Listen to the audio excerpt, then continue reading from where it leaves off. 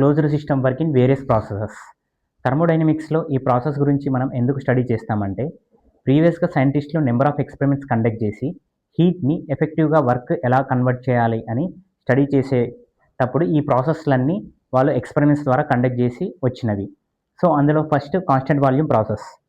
Volume constant చేస్తే work done అనేది ఎలా అవుతుంది క్లోజ్డ్ సిస్టంలో అని ఈ ప్రాసెస్ ద్వారా చెప్పచ్చు. For example, piston cylinder arrangement తీసుకొని, సో ఈ పిస్టన్కి టాప్ బాటమ్ స్టాపర్స్ అరేంజ్ చేశారు.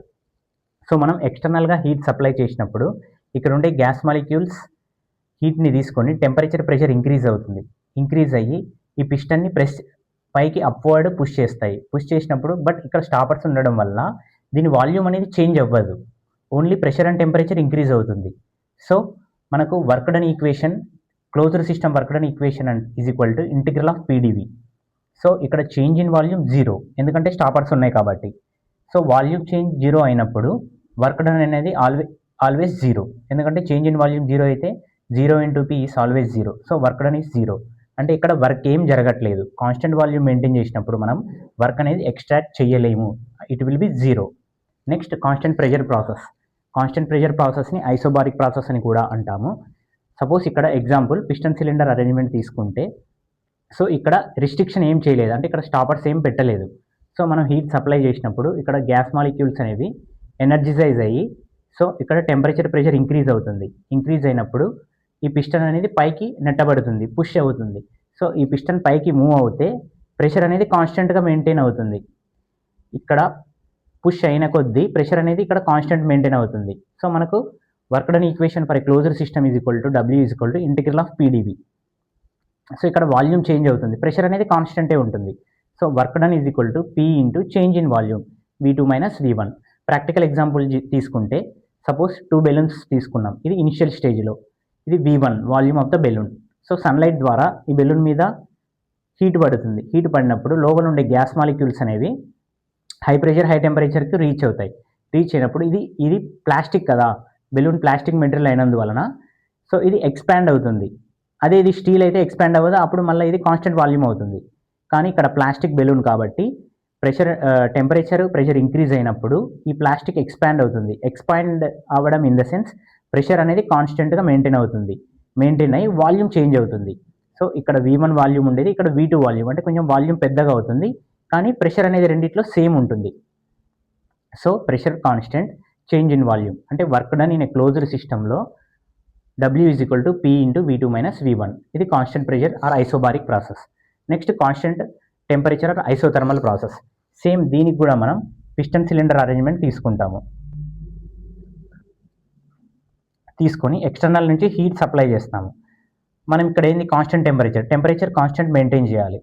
టెంపరేచర్ కాన్స్టెంట్ మెయింటైన్ చేయాలంటే సపోజ్ ఒక వాటర్ జాకెట్ అనేది చుట్టూ పెట్టాము. సో ఇక్కడ హీట్ సప్లై చేసినప్పుడు ఈ టెంపరేచర్ కాన్స్టెంట్ మెయింటైన్ చేస్తూ ఈ పిస్టన్ అనేది వాల్యూమ్ చేంజ్ కావాలి, అంటే వర్క్ డన్ జరగాలి మనకి. సో వర్క్ డన్ జరగాలంటే ఈ సప్లై చేసిన హీట్ అనేది కొంచెం ఈ వాటర్ జాకెట్లో వెళ్తుంది, ఇంకొంచెం ఈ పిస్టన్ని లిఫ్ట్ చేయడానికి యూజ్ అవుతుంది, అంటే వర్క్ డన్ చేయడానికి యూజ్ అవుతుంది. అంటే మనం సప్లై చేసిన హీట్ కాన్స్టెంట్ టెంపరేచర్ మెయింటైన్ చేస్తూ వర్క్ అనేది జరగాలి. సో ఈ పిస్టన్ ఇక్కడ నుంచి ఇక్కడికి మూవ్ అవ్వాలి. సో అది కాన్స్టెంట్ టెంపరేచర్ ప్రాసెస్. సో ఇక్కడ క్లోజ్డ్ సిస్టమ్ వర్క్ డన్ మనం ఏమనుకున్నాం, ఇంటిగ్రల్ ఆఫ్ పీడీవీ. సో ఇక్కడ టెంపరేచర్ కాన్స్టెంట్ ఉండాలి. సపోజ్ ఇందులో గ్యాస్ తీసుకుందాం, మనం ఐడియల్ గ్యాస్ ఈక్వేషన్ తీసుకోవాలి. సో ఇది గ్యాస్ అనుకోండి, మనకు ఐడియల్ గ్యాస్ ఈక్వేషన్ ఏముంది, PV is equal to mRT. So temperature అనేది constant, mass of the gas is also constant, R also constant. So PV is equal to constant. So work done is equal to P అంటే ఏంటిది, C/V into d v integral V1 to V2. So work done is equal to ఈ integration అంతా చేసిన తర్వాత we will get P1 V1 ln of V2 by V1. So ఇది work done equation in isothermal or constant temperature process. Next adiabatic process. Adiabatic process అంటే suppose ఇది system తీసుకుంటే ఇది surroundings అవుతుంది. సో సరౌండింగ్స్ నుంచి సిస్టమ్కు, సిస్టమ్ నుంచి సరౌండింగ్స్కు there will be no heat transfer. Heat transfer అనేది అస్సలు జరగదు. సో ఆ ప్రాసెస్ని మనం అడియాబాటిక్ ప్రాసెస్ అంటాము. అంటే well insulated flask, suppose flask తీసుకోండి, ఇది వెల్ ఇన్సులేటెడ్ అంటే ఇందులో సపోజ్ హాట్ వాటర్ ఉందనుకోండి, ఈ హీట్ అనేది బయటికి వెళ్ళదు, బయట ఉన్న హీట్ లోపలికి రాదు. సో ఇలాంటి సిస్టమ్ని మనం, ఇలాంటి ప్రాసెస్ జరిగే ప్రాసెస్ని మనం అడియాబాటిక్ ప్రాసెస్ అంటాము. సో ఇందులో హీట్ ట్రాన్స్ఫర్ అనేది జీరో, హీట్ ట్రాన్స్ఫర్ జరగదు. సో కానీ వర్క్ డన్ జరుగుతుంది. సో వర్క్ డన్ అంటే సేమ్ క్లోజ్డ్ సిస్టమ్కి ఇంటిగ్రల్ ఆఫ్ పీడీవి. సో ఇక్కడ PV to the power of gamma is equal to constant. So ఈ ఈక్వేషన్ని ఈ అడియాబాటిక్ ప్రాసెస్ అనేది ఫాలో అవుతుంది. కాబట్టి మనం ఈ వర్క్ డన్ ఇన్ క్లోజ్డ్ సిస్టంలో ఇది సబ్స్టిట్యూట్ చేయాలి. అంటే పీ ప్లేస్లో P is equal to C by V to the power of gamma. ఇక్కడ గామా అంటే అడియాబాటిక్ ఇండెక్స్, గామా అంటే adiabatic index. So gamma is equal to 1.4 for air. మన గాలిలో ఉండే ఎయిర్కి ఈ index number of experiments conduct చేసి సైంటిస్టులు ఫైండ్ అవుట్ చేశారు. సో అది గామా ఈజ్ ఈక్వల్ టు 1.4, మన అట్మాస్ఫియర్ ఎయిర్కి 1.4 ఉంటుంది. సో అది ఇందులో సబ్స్టిట్యూట్ చేస్తే we will get work done is equal to P1 V1 minus P2 V2 divided by gamma minus 1. ఇది work done for adiabatic process. Adiabatic ప్రాసెస్లో ఇంత work అనేది జరుగుతుంది. So next polytropic process.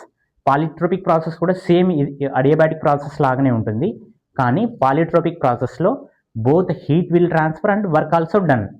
అంటే హీట్ ట్రాన్స్ఫర్ జరుగుతుంది, work కూడా జరుగుతుంది. So polytropic ప్రాసెస్ని మనం PV to the power of n is equal to constant. అంటే ఇక్కడ పాలిట్రోపిక్ ప్రాసెస్లో ఎన్ అనేది ఒక ఇండెక్స్. సో ఎన్ అనేది ఒక ఇండెక్స్. ఇక్కడ అడియాబాటిక్ ప్రాసెస్లో గామా అనేది ఒక ఇండెక్స్. ఇక్కడ గామా అనేది ఆల్వేస్ గ్రేటర్ దాన్ 1.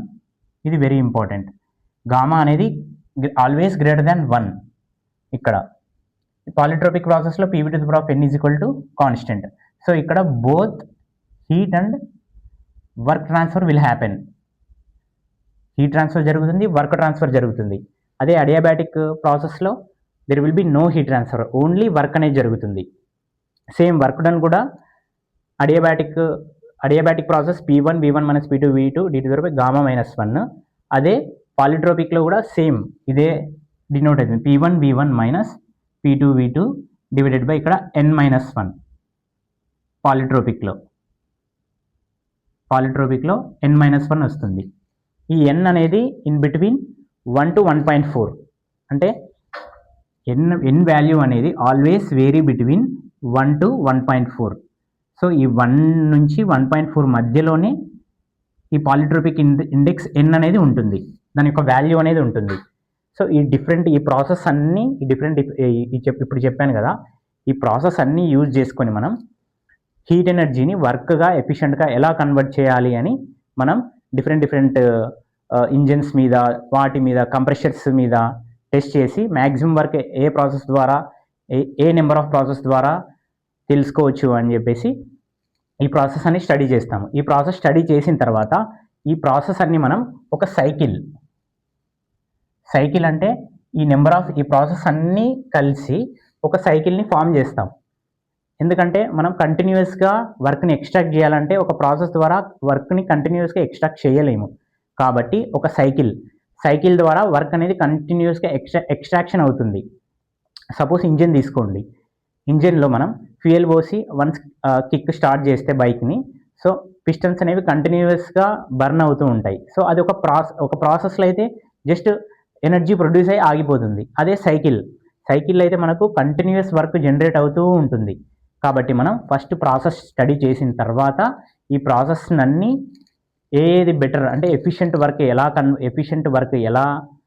తీసుకోగలము అని చెప్పేసి ఈ ప్రాసెస్ అన్నీ ఒక దాంట్లో ఇంక్లూడ్ చేసి ఒక సైకిల్ ఫామ్ చేస్తాం. సో ఆ సైకిల్స్ని మనం తర్వాత నేర్చుకుంటాము, like auto cycle, diesel cycle. So ఇలా నెంబర్ ఆఫ్ సైకిల్స్ ఉంటాయి. ఆ సైకిల్స్